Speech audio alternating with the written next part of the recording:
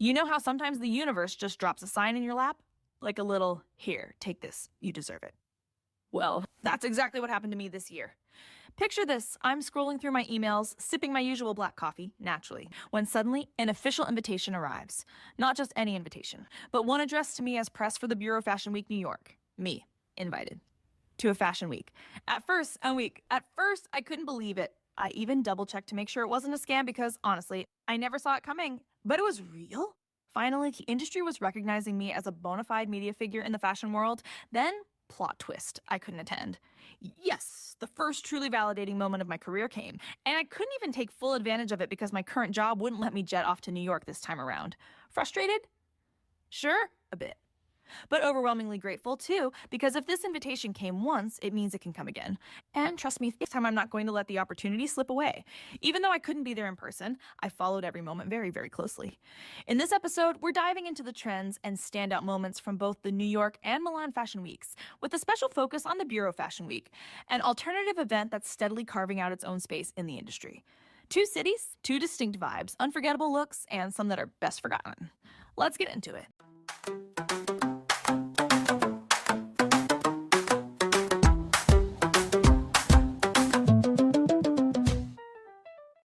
New York in February, bitter cold, the blaring horns of yellow cabs, and the city transformed into a theatrical stage for fashion. This year, designers once again pushed the boundaries of creativity and innovation to dazzle us. So, what truly defined the Fall/Winter 2025 edition? Imagine this, after a 6-year hiatus from the New York runways, Calvin Klein makes a grand comeback.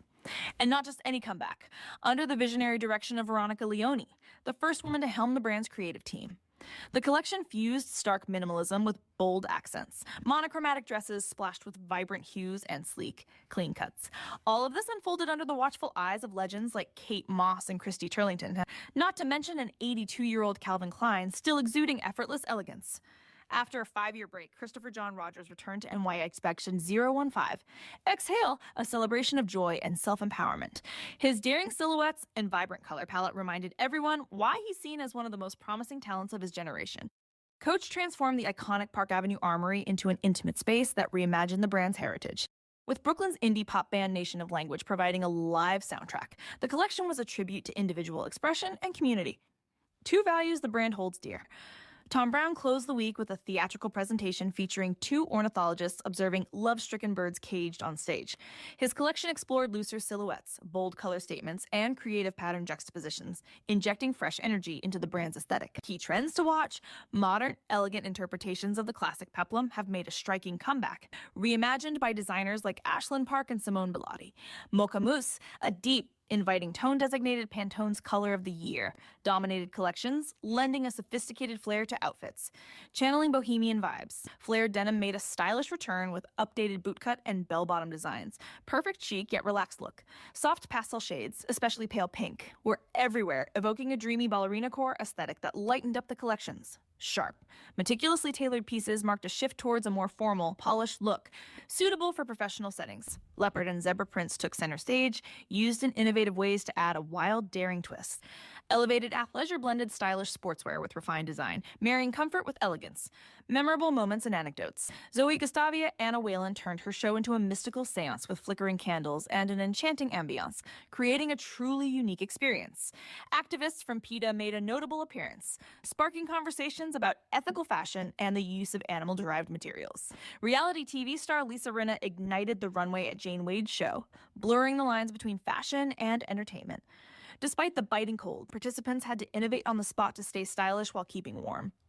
In short, New York Fashion Week 2025 was a vivid snapshot of an industry in transformation, a dynamic interplay between heritage and modernity spiced up with daring innovation. So, which trends will you embrace this season?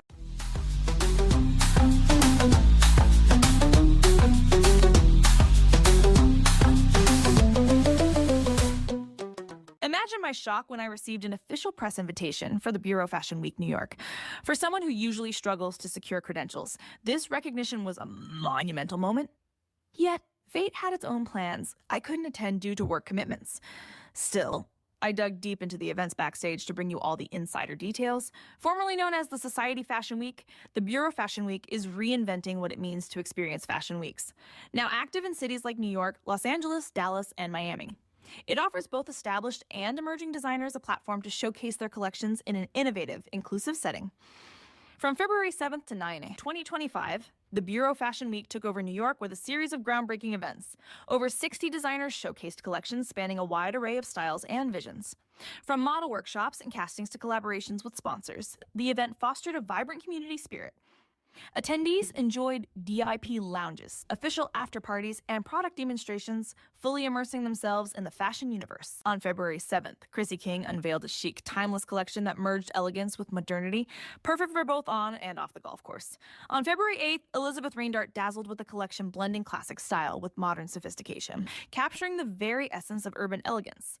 Also on February 8th, Chung Yul impressed with designs that seamlessly combined traditional Korean elements with sleek minimalism, creating pieces that were both timeless and refined. The Bureau Fashion Week stands apart with its inclusive approach and commitment to nurturing emerging talent.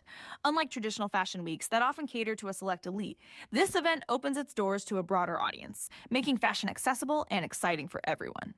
Though I couldn't attend in person, receiving that invitation was a huge validation of my work, and I'm determined to be there next time. Meanwhile, I've tracked every detail to bring you the exclusive insights you deserve.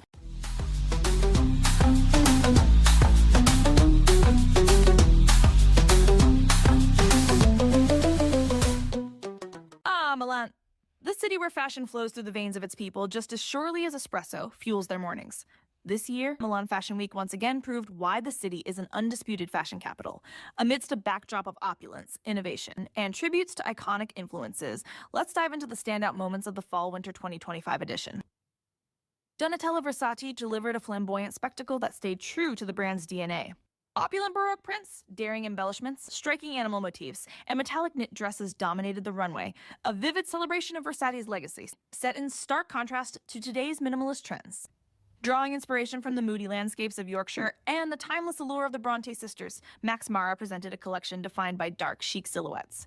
Enveloping coats and monochrome ensembles evoked a discreet elegance that spoke to comfort and intimacy. Under the creative duo of Miuccia Prada and Raf Simons, Prada reimagined what it means to be feminine. The collection featured innovative silhouettes that transformed classic forms into a contemporary vision of elegance, luxurious fabrics, and precise tailoring. Set a new standard for modern femininity. Without a permanent creative director, Gucci revisited its archives to present a collection that artfully blended elements from different eras. This nostalgic yet forward-thinking approach not only paid homage to the brand's rich history, but also paved the way for its future evolution. Sportmax took a bold leap into the future with a collection focused on avant-garde functionality. Featuring futuristic designs and sleek, streamlined silhouettes, this hyper-reinvention underscored the brand's commitment to innovation and modernity. Faux fur coats made a striking comeback, celebrated for their luxurious appeal and ethical commitment, especially embraced by a younger, environmentally conscious generation. While other markets lean towards minimalism, Milan did for more is more, with designs bursting with intricate details, textures, and vibrant colors. Elements of 90s grunge merged with contemporary touches, creating a compelling contrast between refined sophistication and rebellious edge. Milan Fashion Week attracted international stars. Naomi Campbell was even spotted at the Aqua Fugi dinner hosted by Vogue Italia, adding an extra layer of glamour. Max Mara paid homage to the Bronte sisters by weaving literary references into its collection, adding a narrative depth that enriched the designs. In summary, Milan Fashion Week 2025 was a vibrant celebration of creative richness and cultural heritage. Designers skillfully blended tradition with innovation, presenting a diverse palette of styles and visions for the upcoming season. So, which Milan trend will you embrace this autumn?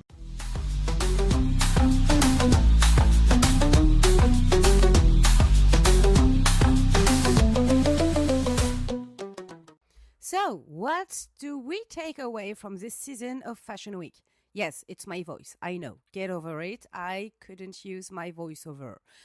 On one side, New York, even true to its reputation, championed diversity and experimentation, offering collections marked by sophisticated aesthetic, gender fluidity, and a pragmatic approach to style. On the other side, Milan rejected minimalist restraint to plunge into a whirlwind of opulence, nostalgia, and unapologetic maximalism.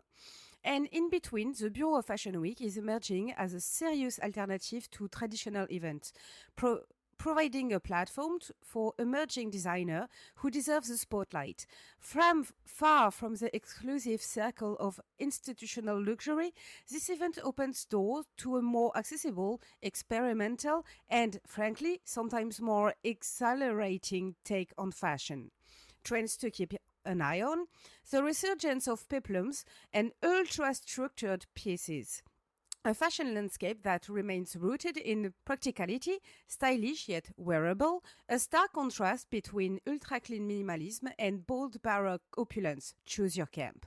The rise of alternative platforms like the Bureau Fashion Week, which could very well redefine industry standards. So, which of these trends resonate with you the most? Drop a comment or join the conversation on Instagram, TikTok, and other social media channels.